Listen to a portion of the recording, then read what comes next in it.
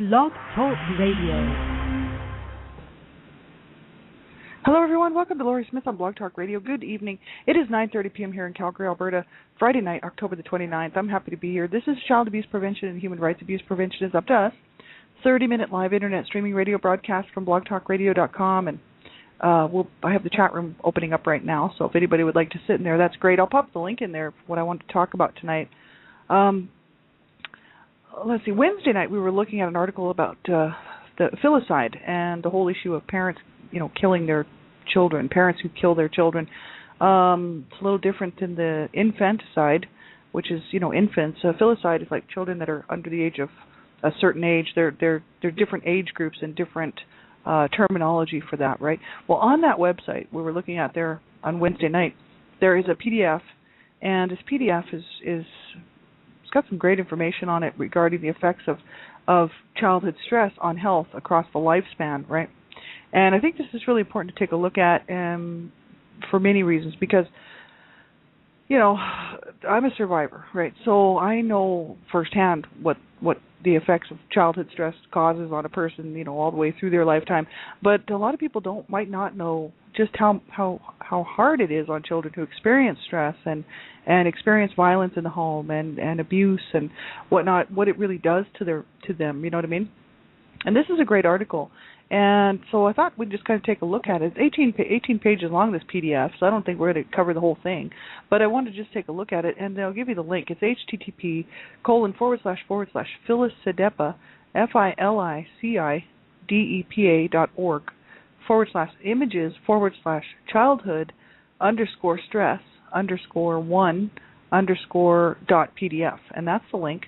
And this link is actually probably accessible at other places, and I'll tell you why. I'll tell you who it's by.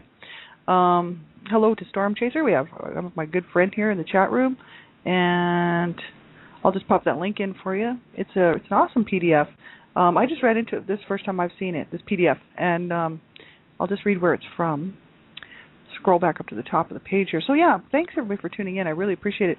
I'm not a professional. This is I talk about everything to do with abuse, right? So you have to listen at your own discretion, right? I'm a private citizen paying to do my own blog talk shows, just to bring out information that I find as I'm doing my research. I'm the Canada Regional Director for Dreamcatchers for Abused Children, fighting to stand up for child rights, fighting to stop and prevent child abuse, really for all human rights. I really stand up for all human rights and animal rights, right?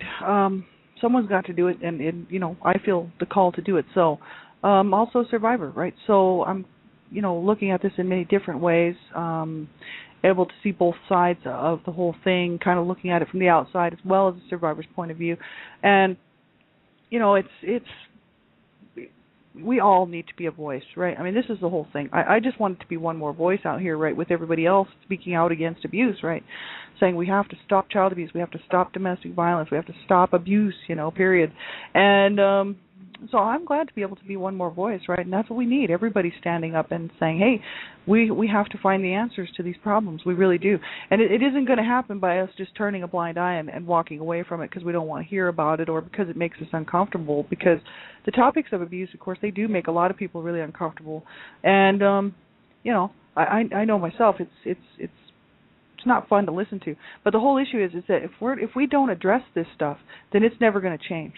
And so while I'm studying and doing my work and research, looking into this stuff, I figured, hey, I'll just do blog talk shows and pass the information on to the people, and that I find is very interesting and helpful, right? So thanks, everybody, for tuning in. And make sure that, if you are listening to the show, if it makes you uncomfortable, please turn the show off, because I talk about everything to do with abuse, right? And young people under the age of 18, I just ask that you have someone listen to the show with you, an adult who can help you make the decision whether you should be listening or not. That is very important, because I'm standing up to protect children's lives, to save children's lives. You deserve to be protected at all times, and you should know that there's a lot of adult content on my show. And anytime there's a chat room situation going on, you need to know how to keep yourself safe in the chat room. And there are hundreds of thousands of child sexual predators online at any given time, child sexual predators who are looking to get a hold of young people and young children and teenagers and whatnot, and they will do anything they can to trick you into giving them information so they can get a hold of you. So do not give out personal information. And there's so many great websites out there on how to keep yourself safe when you're online. And I would hope that, if you're under the age of 18 and you're listening to my show, make sure that you do check it out if you haven't already and haven't, learned this stuff already, to find out the information on, just type into your browser, online safety for children or internet safety, things like this, right? And it'll bring up websites with great information on there on how to keep yourself safe, right? So that you don't become a victim of a child sexual predator, possibly murdered. If you're not murdered, then you'll just be assaulted, and you'll have to deal with that for the rest of your entire life. So you do not want that to happen to yourself. And if you're a parent, make sure that you understand that this does happen, and that 1 in 3 girls, 1 in 6 boys will be sexually abused in some way under the age of 18, whether that's unwanted sexual touching, molestation, exploitation, rape, you name it. 1 in 3 girls, 1 in 6 boys. That's the stats. That's the facts. Check it out. That's from every reliable resource out there. That's the numbers that are rolling in, and we know it's underreported. So, sadly enough, that's what's going on. So, parents, you can't protect your children enough. Even if you do everything that they tell you to do, your children are still vulnerable. So that's the whole issue. But without the knowledge, they're really just sitting ducks. So I'm just telling you that. Make sure you know how to protect your children and that they know how to protect themselves. It's so important. So this website is from U.S. Department of Health and Human Services, Centers for Disease Control and Prevention on health across this is the effects of childhood stress on health across the lifespan, from the U.S. Department of Health and Human Services, Centers for Disease Control and Prevention, and it's an awesome PDF. It was Julie L. Gerberding, MD, MPH Director, who put this out. Henry Falk, as well. Eliana Arias, W. Rodney Hammond. These are the people that they're listing here on this actual PDF. Authors Jennifer S. Middlebrooks and Natalie C. Audage, Audage. And this is some great information. I hope you will check this PDF out. And I want to just scrolling down here.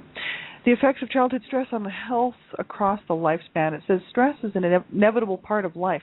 Human beings experience stress early, even before they are born. A certain amount of stress is normal and necessary for survival. Stress helps children develop the skills they need to cope with and adapt to new and potentially threatening situations throughout life. Support from parents and or concerned caregivers is necessary for children to learn how to respond to stress in a physically and emotionally healthy manner. So it says, the beneficial aspects of stress diminish when it's severe enough to overwhelm a child's ability to cope effectively. Intensive and prolonged stress can lead to a variety of short and long-term negative health effects. It can disrupt early brain development and compromise functioning of the nervous and immune systems. In addition, childhood stress can lead to health problems later in life, including alcoholism, depression, eating disorders, heart disease, cancer, and other chronic illnesses. Diseases, they said here. The purpose of this publication is to summarize the research on childhood stress and its implications for adult health and well-being. Of particular interest is the stress caused by child abuse, neglect, and repeated exposure to intimate partner violence, IPV. We hope this publication provides practitioners, especially those working in violence prevention, with ideas of how to incorporate this information into their work. So this is just it. It's so important that everybody know the type of environment that your children or if you have children, the type of environment that you bring them up in will definitely have a direct result on their health and their well-being for the rest of their life. People don't seem to realize that. I know I grew up. Everybody knows who listens to my shows, right? That I'm a survivor, and when you grow up around that kind of stress, and it's just so overwhelming, and, there is no security, no safety in the home, there's just a lot of fear and a lot of violence and a lot of, stress. It really does have a huge effect on people, on the whole family, and especially the children. So it's so important for people to know that, if they're shouting, if adults are shouting at each other in the home and screaming and cursing, throwing things at people, becoming violent and abusive, but maybe not directing it to the children, but just between themselves, the partners, the wives, the husband and wives, the partners, the boyfriend, girlfriend, or same-sex partners, whatever. They sometimes think that the children will not be affected by that. because they think, well, we weren't directing it towards the children. The children didn't know they were in the other room. And they don't really stop to think that children, their little ears and their little eyes, man, they pick up everything. They do know what's going on around them. And so it's so important to realize that your behavior will have a direct impact on your child's life.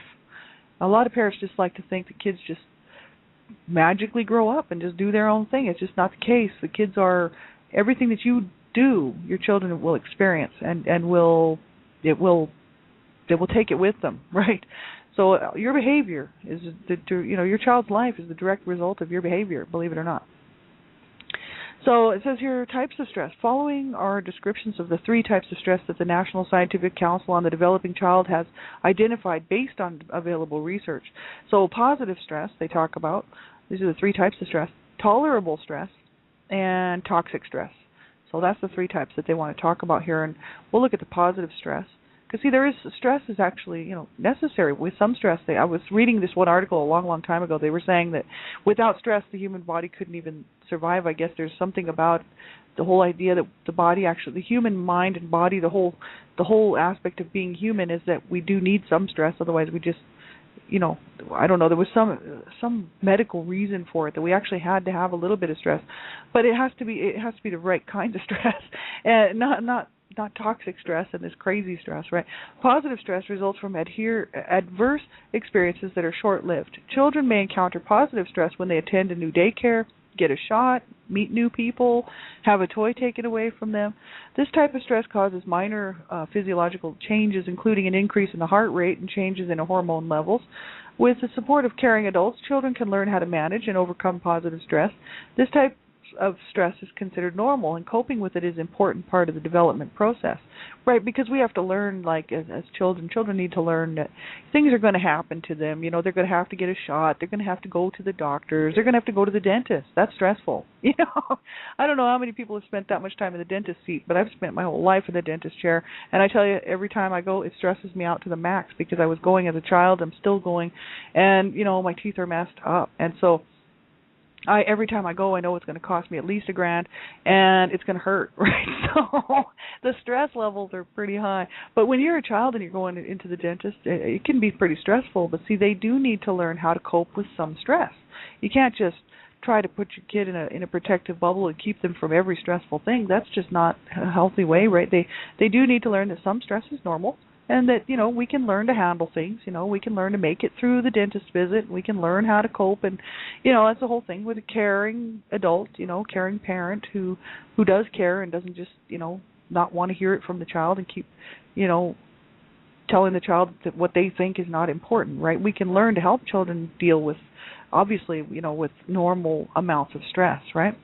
It's just that when it becomes too much, that it's not good, right? And they said here, tolerable stress refers to adverse experiences that are more intense but still relatively short-lived. Examples include a death of a loved one, natural disaster, a frightening accident, family disruptions such as a separation or divorce. If a child has the support of a caring adult, tolerable stress can usually be overcome. In many cases, tolerable stress can become positive stress and benefit the child developmentally. However, if the child lacks adequate support, tolerable stress can become toxic and lead to long-term negative health effects, right? So that's just it. If nobody's there for the child, and say there's a death in the family, right, and it's somebody very close to the child, and no one in the family seems to realize that the child or the young person was having a hard time dealing with it, and for whatever reason, maybe they've just kind of shut down and they're quiet and don't say anything, but yet they're suffering through it, or maybe they've told somebody in the family, but the family's just grieving too much themselves and just don't care because they're just like, hey, I'm grieving too, buddy, leave me alone, without thinking that the child really needs somebody at that time to talk to or just to hold them or whatever, right? Then of course it can be damaging, right? Children need that support, they really do, and a lot of times parents just don't have the capabilities or the wherewithal to be that person for them. Sometimes just a one single parent family, and the parents just so completely inundated with everything that they just don't have the time the child needs. So things can kind of slip by, and it can become toxic for children, even something like a death in the family or a separation or divorce, which is huge. I don't come from a divorced family. I come from a family full of abuse and domestic violence. I wish my parents would have got divorced. We kept telling my mom, we were telling my mom for years to leave my dad, but she would never do it. Starting with the oldest siblings down to me, within 18 years, my mom had to listen to 18 years of children telling her to leave her husband, which she never would. And so sadly enough, I really wish my parents would have got a divorce, right? But the thing is, they didn't, so that's just the way she goes. I can't imagine what it's like to be a child growing up or children growing up in a home where they love both their parents love them, and yet there's a divorce happening, a separation. So, I try to put myself in those children's shoes and think how hard that would be on those children. And without the support, without somebody saying, hey, we've got to make sure that the kids are okay with this, you know what I mean? And especially if there's no abuse, it's just, irreconcilable differences, and, the couple just cannot keep it together or whatever, and just need to split, but they both love the children. I know that there's cases like this, right? If the kids aren't really, if it's not addressed with the children, they can kind of blame themselves. Probably, I've read this on websites. They can blame themselves for it, thinking it's their fault that the parents are getting divorced. Even if the parents said, no, it's not your fault. It's just between me and your mother, or me and your father, or whatever. The kids still might think that it's their fault and that the parents just saying that sort of thing, right? There's just all kinds of stuff like that. So very, very hard on children. I know because I actually knew people who grew up in homes where there were divorces and separations and whatnot, and how hard it was on the kids. I always wish my parents would get divorced, right? But that just didn't happen, right? It would have been a dream come true. But, for most families that are caring and loving, that's just not the case, right? So it's hard on children. Absolutely.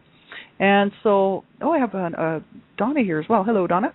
And so, tolerable stress, isn't too bad as long as there's support for the child. But the whole issue is that if there's no support and the child just doesn't get any, there's just a lack of support within the home or around the child, it can lead to toxic stress, right? And toxic stress is bad. Toxic stress results from the intense adverse experiences that may be sustained over a long period of time, weeks, months, or even years. An example of toxic stress is child maltreatment, which includes abuse and neglect. Children are unable to effectively manage this type of stress by themselves. As a result, the stress response system gets activated for a prolonged amount of time. This can lead to permanent changes in the development of the brain. The negative effects of toxic stress can be lessened with the support of caring adults. Appropriate support and intervention can help in returning the stress response back to its normal baseline, right? So it says the effects of toxic stress on brain development in early childhood. This is just so important that people know what toxic stress and child maltreatment does to a child, like what the stress will do to a child's brain, what it does to their body. The ability to manage stress is controlled by brain circuits and hormone systems that are activated early in life. And when a child feels threatened, hormones are released and they circulate throughout the body. Prolonged exposure to stress hormones can impact the brain and impair functioning in a variety of ways.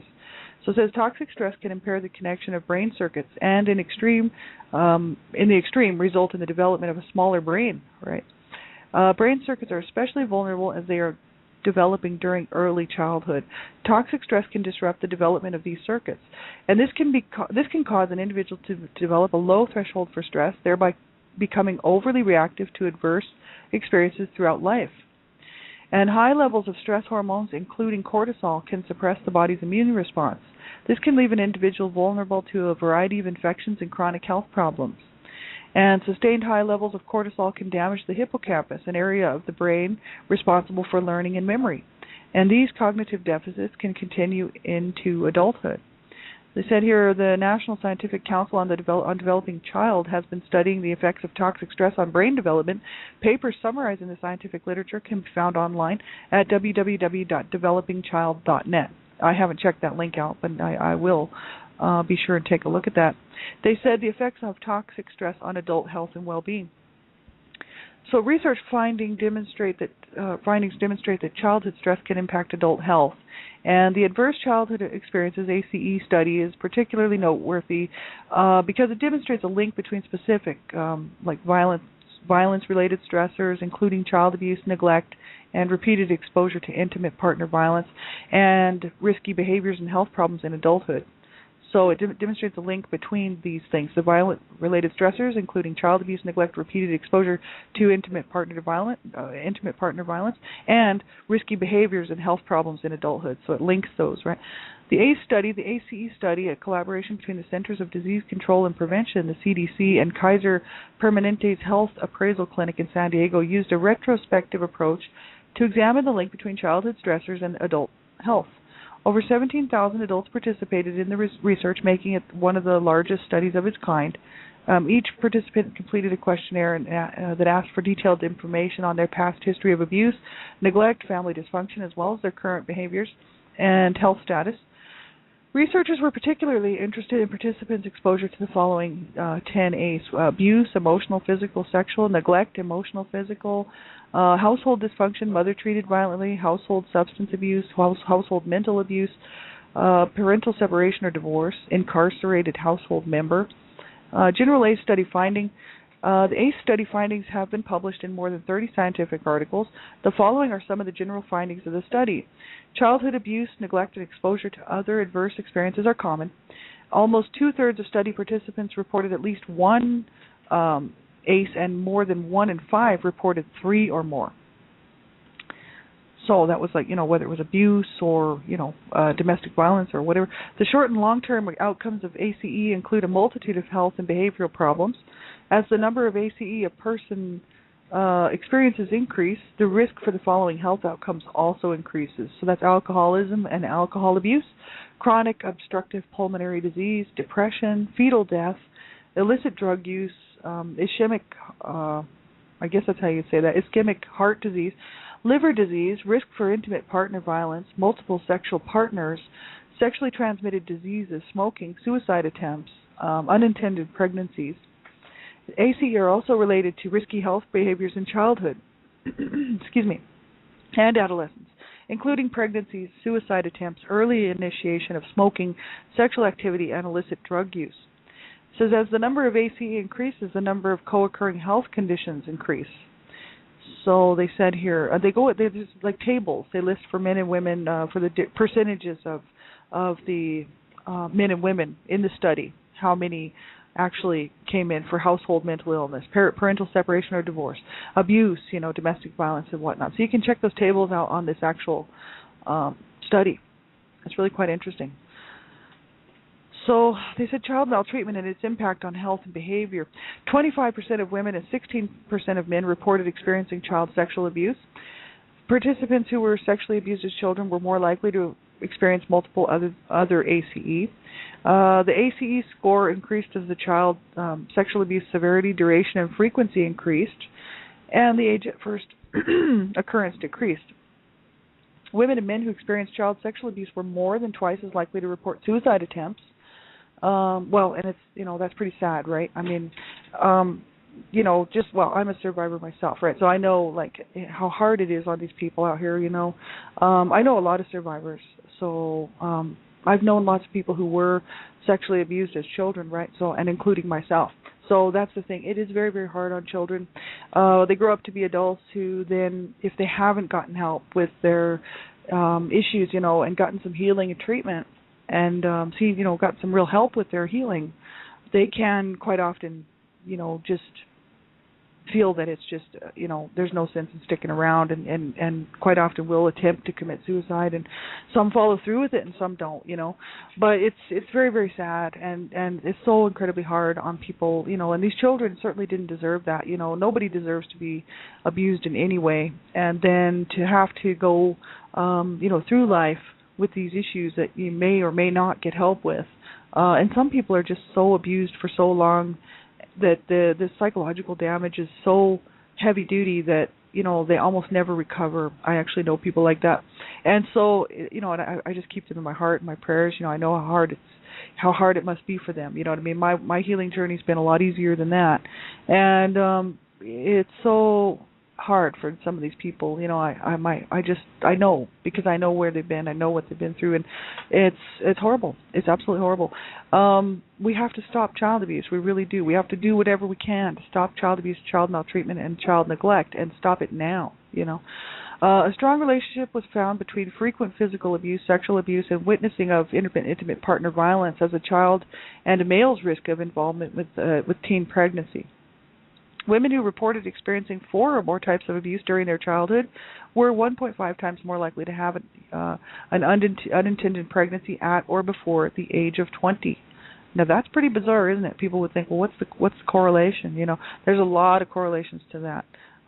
Women who reported experiencing 4 or more types of abuse during their childhood were 1.5 times more likely to have an unintended pregnancy at or before the age of 20. And there's a lot of reasons for it. Elizabeth Brawley, actually for Dreamcatchers Talk Radio here on Blog Talk Radio, did a show actually last night talking about teen pregnancies and the issues surrounding abuse, childhood abuse, and then teen pregnancies. And you want to check that out. It's on the archive. Excuse me, www.blogtalkradio.com/Dreamcatchers. And that was from last night's show. Now, tonight, Donna Shear and myself were on Dreamcatchers Talk Radio talking about the headlines. But you should check out Elizabeth's show. She did a great show. I was actually in the chat room for that one, and she really had a great show there. Men and women who reported being sexually abused were more at risk of marrying an alcoholic and having current marital problems. And that's just that whole issue of being, of re-victimization, right? A lot of times, people who were abused grew up in homes full of domestic violence and abuse, or were abused themselves, end up in these relationships again as adults, right? Because they don't know the boundaries, they don't know how to live a healthy life. You know what I mean? When you grow up around a lot of dysfunction and a lot of substance abuse or illegal activities or violence in the home, domestic violence, the children are being abused, they grow up with that. That's the norm for them, right? So then if they don't really get any help and they don't see that there's a better way, and that violence is wrong of any type, hurting people is wrong, and all of this stuff is incredibly wrong, then they quite often just continue this cycle on. And that's what my parents were like perfect examples of that. And that's why I'm doing what I'm doing on my One Child Abuse Survivor to Another show, is really to bring out these examples to people of just one particular case,